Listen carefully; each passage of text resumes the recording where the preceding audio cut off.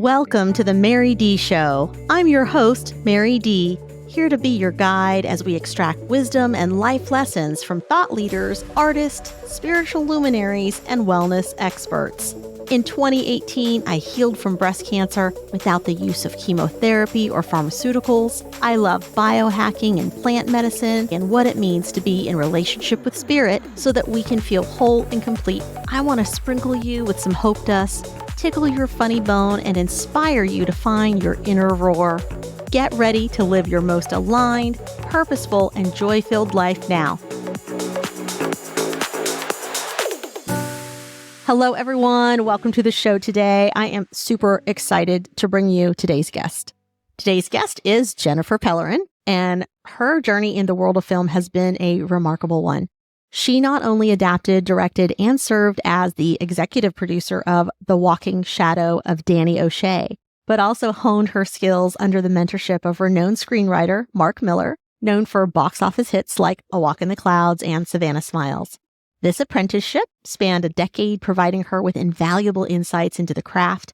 Currently, Jennifer is a driving force behind 3 exciting projects in the realm of television and film. Her commitment to these ventures reflects her unwavering dedication to pushing the boundaries of storytelling and cinematic innovation.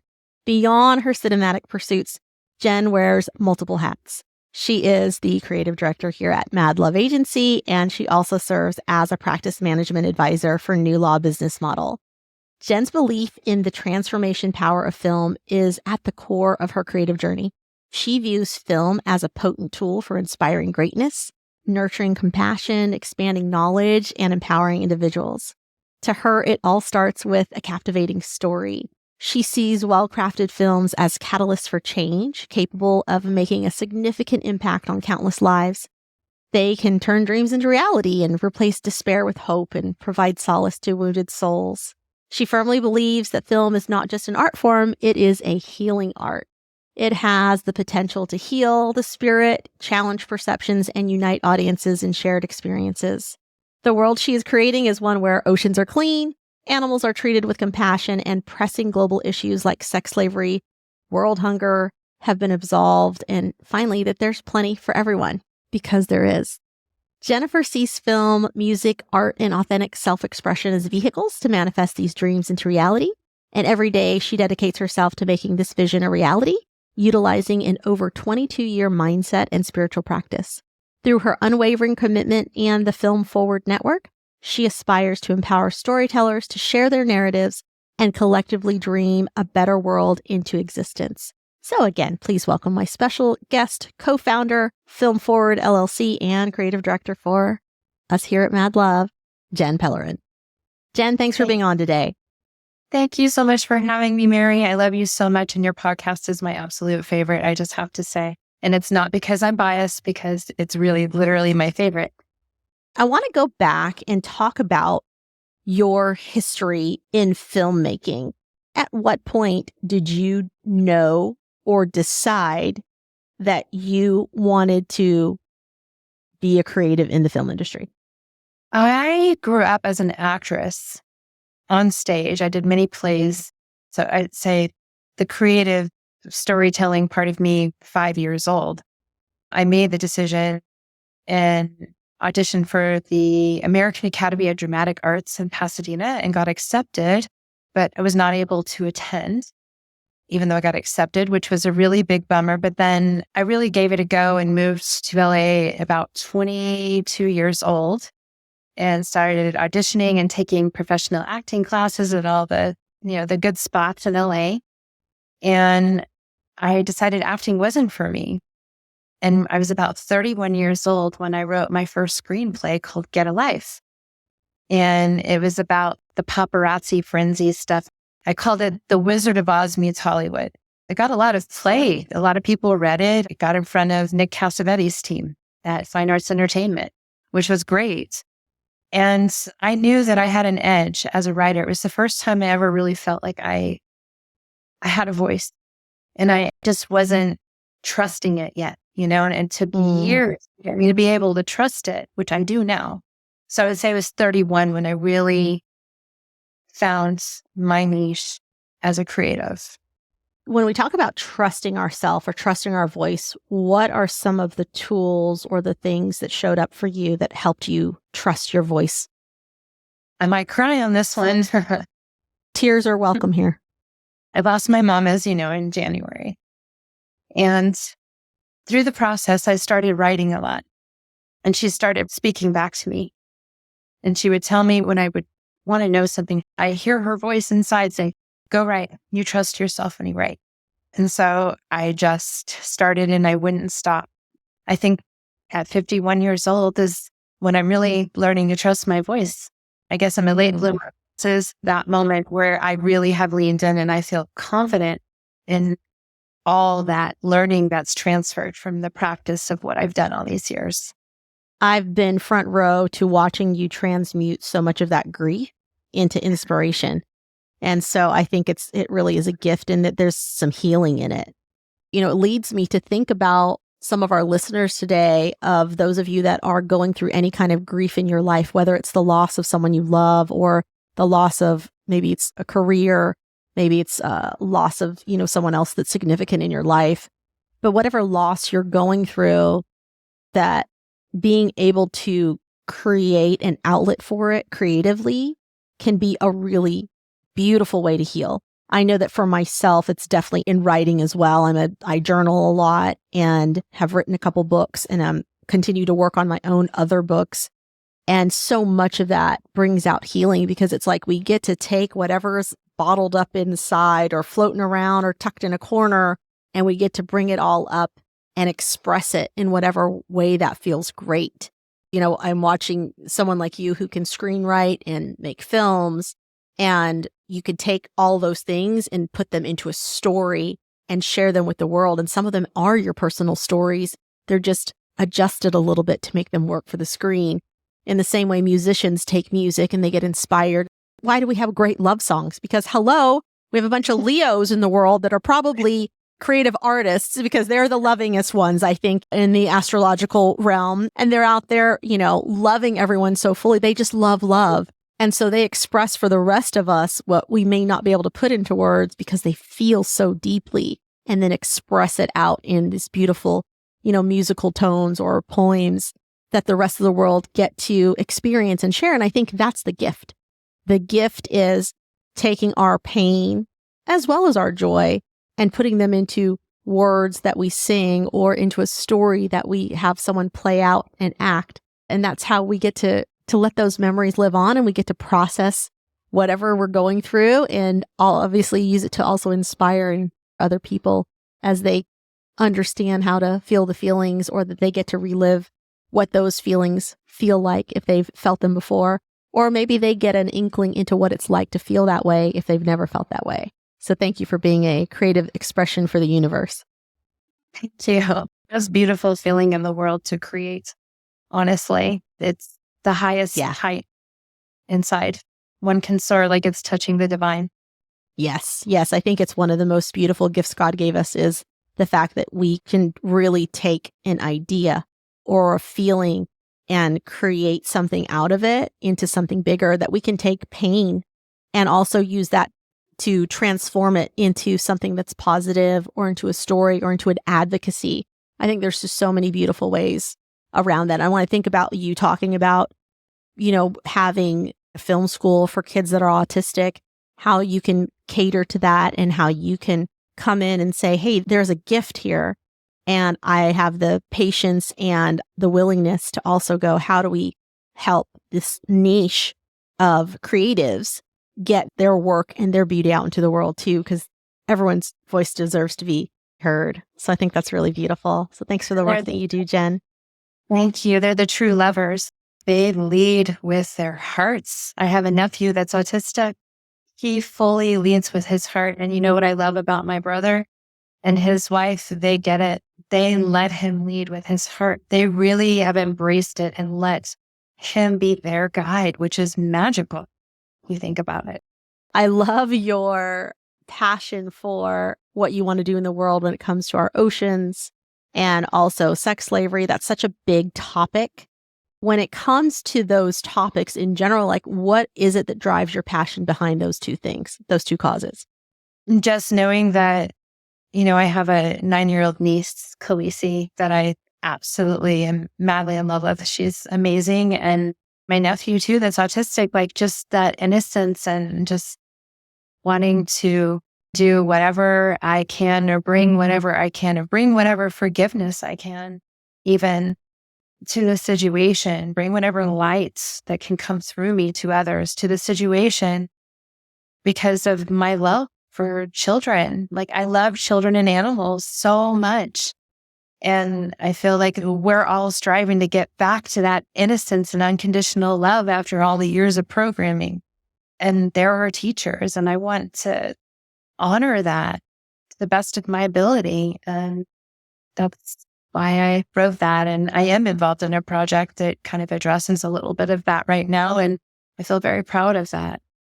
If I were someone who is new to A Course in Miracles and it's something that I want to start studying, where would I start?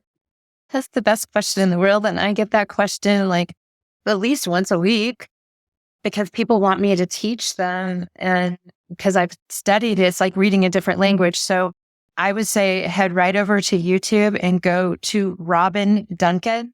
That's ROBINDUNCAN, because she breaks it down. I don't want to diminish her work, but it's like the Cliff Notes version, but it's powerful. She'll go on chapter 1 and go on like one subject on chapter 1, and it opens up the whole chapter to you. She and her husband have like a global thing that they do for every chapter. And her course, The Ego's Playbook, I was gifted that by her. She's just wonderful. She gave it to me when my mom went in the hospital, and that course saved me through my mom's hospital journey and her passing and my dad's broken heart syndrome, heart attack. Like I have done almost every lesson, and it just has transformed me. I see everything different because of that. So she is the best when it comes to never having studied it before. If you want the best guide, she's the best guide. In my opinion, she really helped me even after 22 years. Like it just opened up a whole new world for me. That's amazing. Yeah, I heard people liken it to like, oh, it's like trying to read the King James version of the Bible. It can be just a little old Englishy and just complicated in some ways. And at the same time, when people can get in there and actually study it, they're like, wow, this is incredible. This is amazing. This is really opening some doors and portals for me. And I just go, okay, so there's a balance in there somewhere. And I love that Robin has broken it down in a way that's easy to digest, because I think that's what keeps a lot of people from diving into those things sometimes. So yeah, that would be my recommendation. And, just read it anyway, because it brings peace as you read it. Even if you don't understand it, that's how I started. I didn't have YouTube. I didn't have Robin Duncan when I started 22 years ago. I just kept reading it and kept practicing it. And it starts to unfold, even if you don't understand it. Even the person that channeled it said, even if you don't, just keep reading it. It will work through you. The vibration of the work. I think it's the vibration of the work and the words. My experience with you, there's been so many times where you've mentioned when something is a miracle and you draw from the book. And it's always been a lot of fun for me on this end to go, oh, okay, like someone actually wrote a book on this. Someone has gone before me that already also knows this feeling that I'm living, or this feeling that I'm doing, or this philosophy that framework that I live by or believe by. And that's been really comforting too, because then I go, okay, good. I'm not the only one in the world that this has happened to, or that believes this or thinks this. And it's really been validating for me in my own process. So I appreciate you being the bridge to that gap in so many really beautiful ways. I love that you are actually the first ears on every show. And so people should know that. And I appreciate you so much. I am just tickled to have you on the team. And you're so talented, and you're so appropriate to have on as a guest, as someone who not just, is in the background doing amazing work here, but also just in your life. It's just how you live it.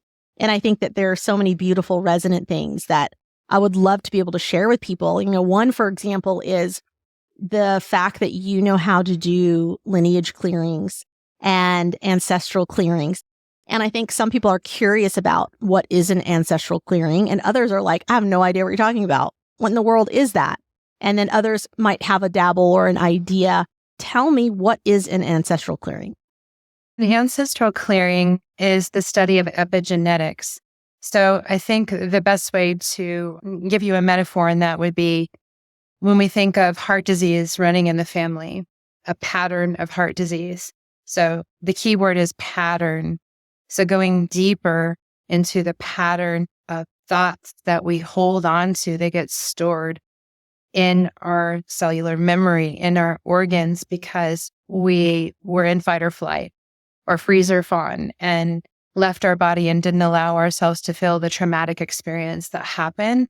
And so an ancestral clearing can affect not only the experience that happened maybe when we were 6 years old, or maybe 5 lifetimes ago, if you believe in that. I believe it's all happening past, present, and future simultaneously because we are multidimensional beings. So I see it all as clearing like the grid of when I learned to meditate, transcendental meditation, the Maharishi, back in 1995. I learned that there's like this grid where all this stuff gets stored. And actually, my aunt Jenna started doing TM and had been on heart medication her entire life. And after a year of TM, her doctor said, I don't know what you're doing, but you don't need to take this heart medication anymore. So think of it in line with that, clearing the grid of all these beliefs our ancestors have held onto that we have adopted ourselves unknowingly, that we've made an agreement to.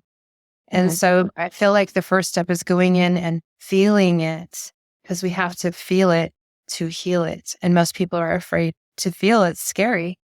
It was scary for me. Yeah, so true. So true. That's why a lot of times when people do have any kind of trauma, or even those that are laid deep into our DNA, that's the reason that they are in those modes of flight or freeze, and why those things that are unprocessed stay stuck. And then they just end up making their way into the next person. And I think one of the easier ways to maybe break it down for some of you folks that are like, wait, what is this? Think about generationally how you see patterns. So when you see a generational pattern, there are some things that we all find natural, right? Like if every guy in the family has the same nose, right? That's a very physical feature, but it's also passed down from your ancestry. The same is with certain fears, with alcoholism. There's been a lot of studies around alcoholism and how that can also be passed down. Our genes just don't forget. And so if you want to think of it that way also. And then there's others that I find are a little more mystical. One that I'll give everyone an example of are, there's been accounts of like children who will say, oh, I remember you. And they'll bring up something from the past from before the child existed. And so it's like, how would this child that's 5 years old know about something that happened 20 years ago between me and, my uncle? But maybe there's something there energetically, ancestrally, and metaphysically. So some things can't be explained, and that's one of them. And that's one of the areas I love to venture in a little bit, because I think the ancestral piece of it gives a lot of validity to it. And obviously the fact that people can be healed from it and can also advocate in their family. And I think this is one thing that's really important to share with listeners too, is, we all have the ability to break those bonds that we see happen in our families. In the patterns, in my family, it's like not talking about sex. Woo, so taboo. It's bringing out some of the topics that we just didn't cover as being a more conservative than Christian Asian family. And now it's like you could still be those things if you need to be those things. And let's have conversations about this, because I'd rather be having conversations around birth control. We can talk about safe sex. We can talk about just sex in general, that it's healthy and it's good. And it doesn't have to be some like scary thing that people don't talk about. And Jen, I do want to mention this too, as we move forward, because you have such vast wisdom in so many things. I want to share with everyone that Jen has done clearings for me and my family. And it is amazing work. If you have any interest, I highly recommend that you tap her for it. She is multifaceted, and she's just such a beautiful spiritual spirit that I think you will get such healing from it. I don't know anyone that walks away from one of those sessions that isn't just feeling healed and revived. So thank you for that work that you do in the world and that I've been so graciously able to receive it. Well, thank you, Mary. It's been healing for me or clearing for me to work with you as it is for you. We're all one. Yes, we are. Yes, we are. So Jen, tell me, because there's so many ways we can go with this. So I'm going to let you pick which topic that you feel most led to on this call, knowing that's the value that you're going to bring to the people that are listening today. And the question I have for you is, what do you know now that you wish you had known when you were younger before you ever really started tapping into the spiritual work? Such a great question. I think the first thing that I wish I had known was that choosing to be happy, even if I don't understand what that's supposed to look like, over being right about something, is the key to freedom and happiness. There are times when we tell ourselves stories. I am infamous for letting my ego run amok in my head. And I've gotten really, really disciplined and good about catching it and asking. So an example would be if I feel like someone I love is ignoring me, then my process is I forgive myself for having that thought because God loves me and God loves everybody. And God would not will that unhappiness for any of us. But what we don't realize, or what I didn't realize, was that I'm responsible for what I see and how I see it. So if I put the same story on, let's say, my brother, like he doesn't call me back, and I keep putting that story on him, he's going to keep mirroring that back to me because I'm creating that inside. So my human design is manifesting generator, and my incarnation cross is the right angle cross of service, which it means serving at scale. So the message at scale here is that at scale, what would happen, and this is how it ties into Phil, what would happen if we started putting different stories out in the world? The Ascended Master, Saint Germain, I've studied the I Am discourses for about 15 years now as well, states that if our media reported only good news for 7 days, and that's all we were fed, our planet would be completely different in that short of amount of time. And when I read that 15 years ago, it was like, what kind of stories am I telling? And that goes really deep down the rabbit hole. What kind of stories are we telling? Because it's not just what we say, it's what we're thinking. It's the inner dialogue that's everything. And so forgiveness is the key to that. And forgiveness just simply means seeing it in a different light. A way to do that is, instead of the way that we normally would choose to respond or react to a situation, how I got started was I would write down 3 different situations. And I would pick the one that was the most peaceful. And then I would ask the Holy Spirit to decide for me instead, because I want to be happy over being right. Then when we step aside and let go and get out of the way and don't interfere, that's when the miracle happens, which is a change in perception. So good. Yes, yes, and yes. I think some of the men listening have heard the phrase happy wife, happy life. And I think that is this most simplistic way to go, choose being happy versus choose being right. I think other people might phrase it sometimes as a pick your battles. Although this is also such a beautiful way to create perception shifts for people when they can look at it and go, okay, got it. Like, am I also trying to seek what's right? Not seek what's right, but seek what I think is right in this situation. I can't remember the name of it. It's an effect. For example, if you're shopping for a Jeep, all of a sudden, all you see are Jeeps. So it's almost that same thing of like, the brain wants to be right. So you're going to constantly seek out that information, right? It's almost like how we can go to Google and I can Google stuff, a pro or a con. If I said, oh, I got a new water bottle and this is the best bottle. If that's what I want to find, I can go look it up on the internet and someone somewhere is going to be saying it's the best bottle. And also, if I want it to not be the best bottle, I can look it up and somewhere someone's going to say it's not the best bottle. So it's what are we looking for, right? And so how do we shift that perspective and how do we see with new eyes? And that's such a beautiful piece of that practice and that teaching. I'm so interested in your work with the Ascended Masters. What have been some of the big epiphanies for you?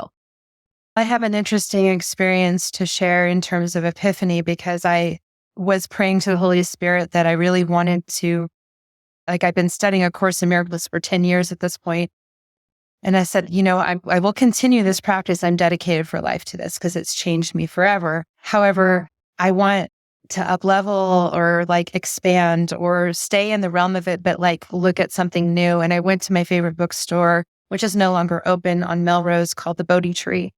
And I used to have this little ritual where I would take myself to the Earth Cafe and, buy myself lunch and go pick out a book, or a book would pick me because they're known to like fall off the shelf there. And that's exactly what happened.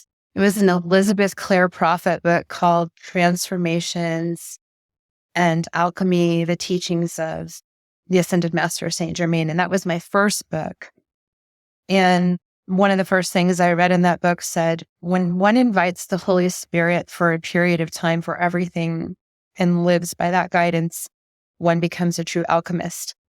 I just started crying when I read that because it was just like, I can't make this up. And then my friend at the time who I did Taibo with, she used to be a Taibo instructor, and we were roommates, and she really wanted to get the book. So we went back and did the whole ritual at the Earth Cafe. And there was this guy that was staring at us in his 20s, and he kept trying to listen to our conversation. We were talking about how Saint Germain teaches you can take orbital flight, cohesion, adhesion, and magnetism.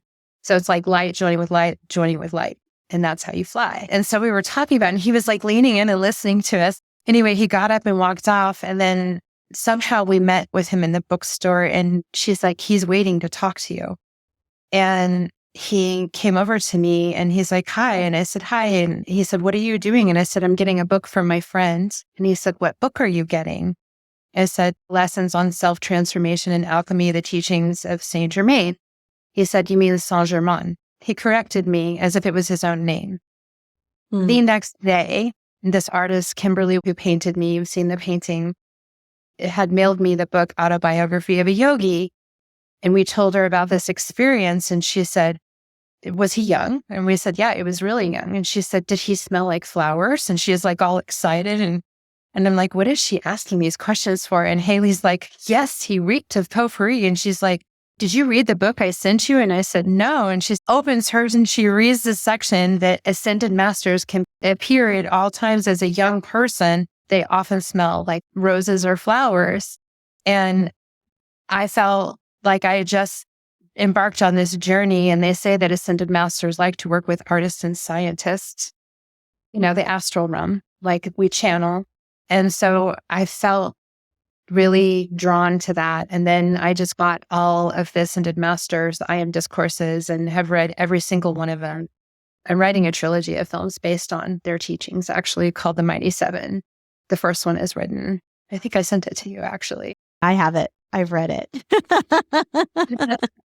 Yes. Wow. So It's just good. childlike wonderment in all of us.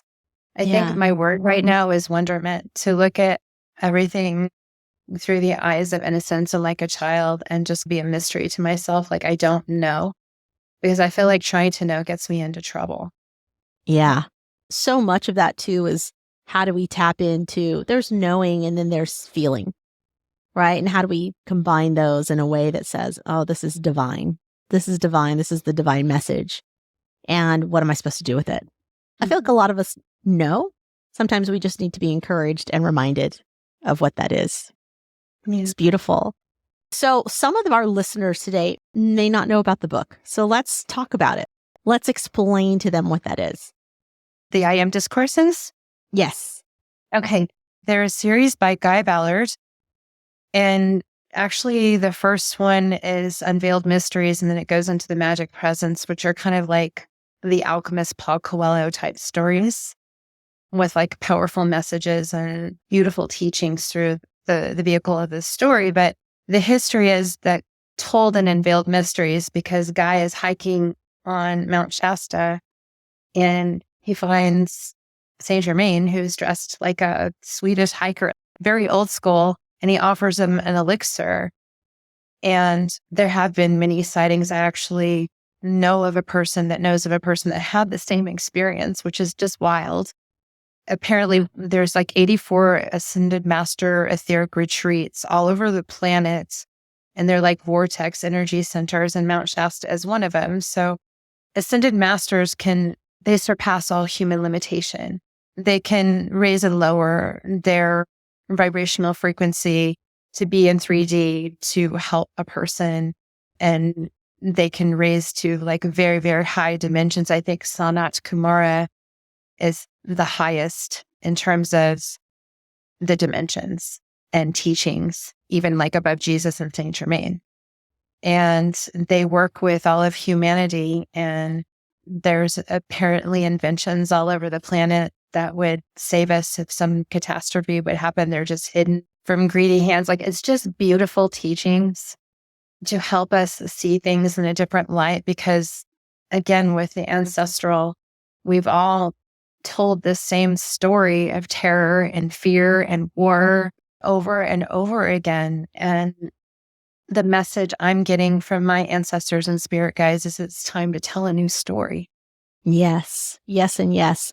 I think it's a great reminder that we can all change our story at any time. We can make a shift. We can make a change. We can choose to see it from a different perspective.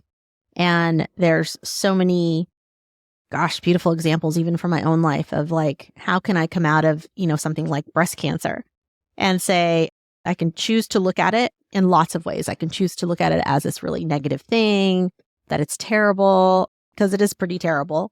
And I got so many beautiful lessons in receiving. I got so many beautiful lessons in leveling up my health even more. I got such beautiful lessons in just leaning into my faith and just really trusting God through that time and going, yeah, this is full surrender.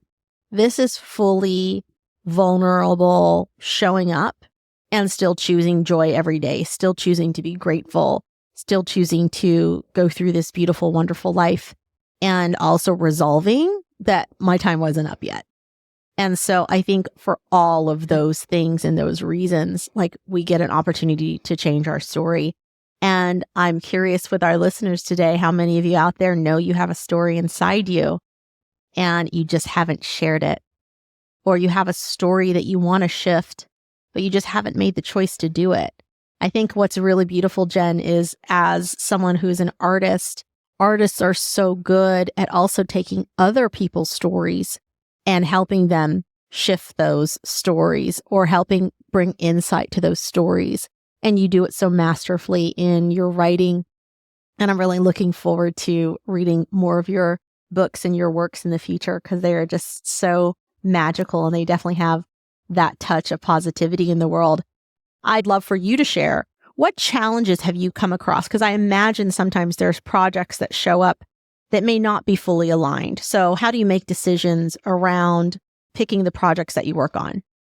That's another great question, because that's come up for me recently with some of the producing team that I'm working with right now. And it's based on what I want to bring to my own heart and bring to the world through my heart.